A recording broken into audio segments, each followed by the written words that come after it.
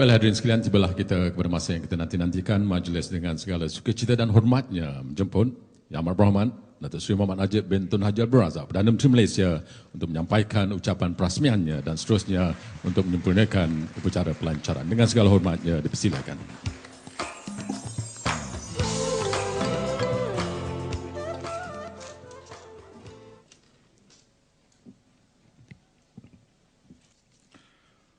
Bismillahirrahmanirrahim. Assalamualaikum warahmatullahi wabarakatuh. Dan salam satu Malaysia.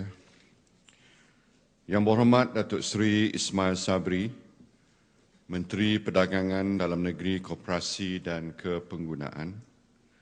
Yang berhormat Datuk Hajah Rohani, Timbalan Menteri. Yang berhormat Timbalan-timbalan Menteri.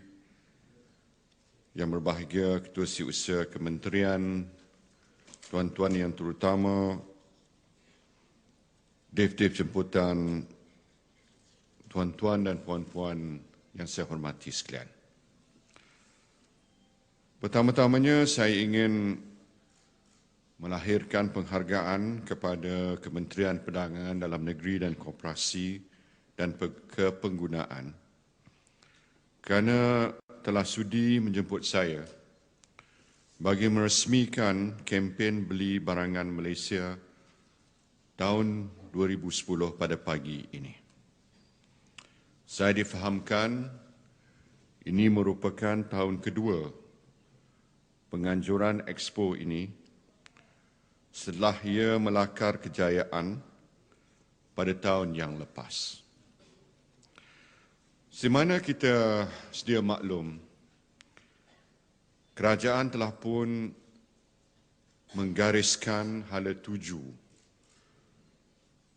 dan pembangunan strategik baru untuk negara kita seperti yang telah terkandung dan telah dihuraikan dalam model baru ekonomi dan juga dalam pembentangan rancangan Malaysia ke-10 di Dewan Parlimen baru-baru ini. Dari sudut perkembangan negara kita, kita sudah pun meletakkan pemulihan ekonomi atas asas pemulihan yang kokoh, dan ini telah dapat dilihat melalui pertumbuhan dalam 3 bulan suku pertama tahun ini yang telah mencecah 10.1%, iaitu peningkatan ekonomi antara yang terbaik di dunia dan tertinggi semenjak 10 tahun yang lalu. Walaupun jayaan ini telah dicapai, kita di samping itu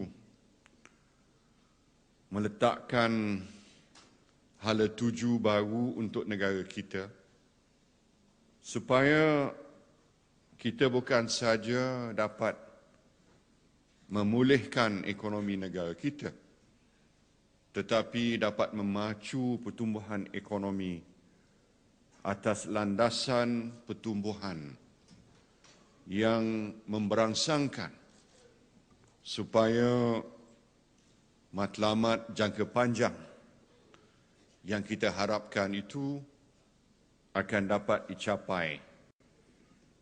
Iaitu bagaimana kita boleh mentransformasikan negara kita ini.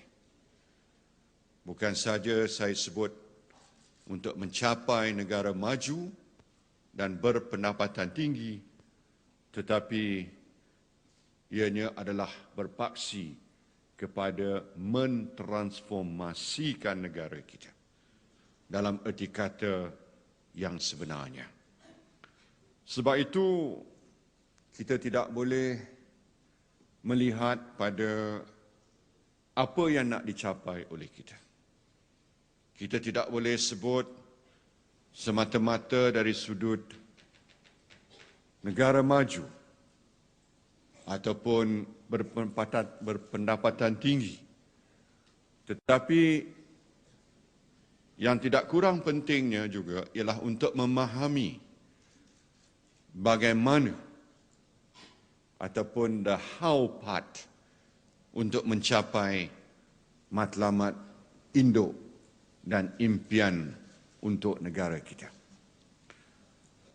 Sebab itulah segala intipati yang tersurat dan tersirat dan juga falsafah dan pendekatan baru yang ingin ditekankan oleh kerajaan mestilah difahami dan dihayati oleh kita. Umpamanya hasrat kita supaya sektor swasta memainkan peranan yang lebih besar, mengambil alih peranan yang dimainkan oleh sektor awam ataupun the public sector, dan kerajaan berperanan sebagai pemangkin, enabler, catalyst untuk membolehkan sektor swasta, khususnya our domestic sector, untuk melonjakkan peranannya sebagai pemacu, sebagai penggerak kepada pertumbuhan ekonomi negara kita. Berdasarkan kepada prinsip ini, maka apa saja yang boleh kita lakukan untuk promote market efficiency, untuk membolehkan sektor swasta membuat keputusan, membuat pelaburan, untuk memupuk rasa keyakinan, market confidence terhadap peluang-peluang dalam negara kita, dan juga untuk menjadikan negara Malaysia kita lebih globally competitive.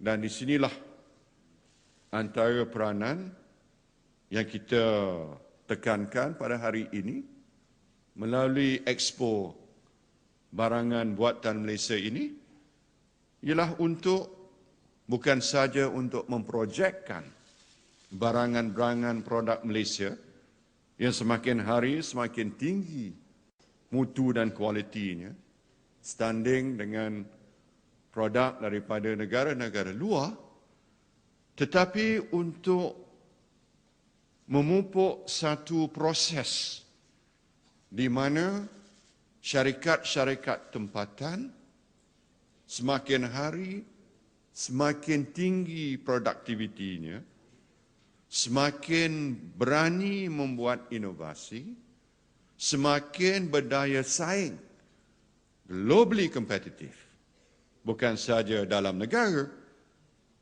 dan bukanlah kerana perlindungan dan sebagainya, tetapi kerana kemampuan untuk bersaing di pasaran serantau dan global.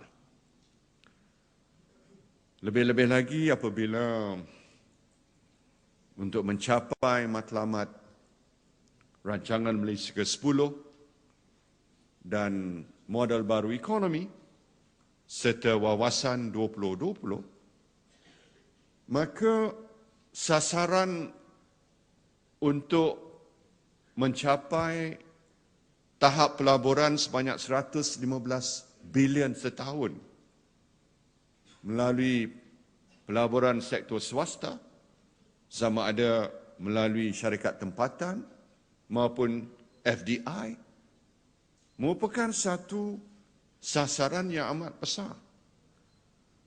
Dan untuk kita mencapai sasaran ini, maka ia mesti disusuli dengan tindakan-tindakan yang bersifat membangunkan ekosistemnya pada keseluruhannya untuk membolehkan matlamat ini dicapai dan tercapai. Dan ekosistem ini mesti dilihat daripada pelbagai sudut. Dari segi pekerja yang lebih produktif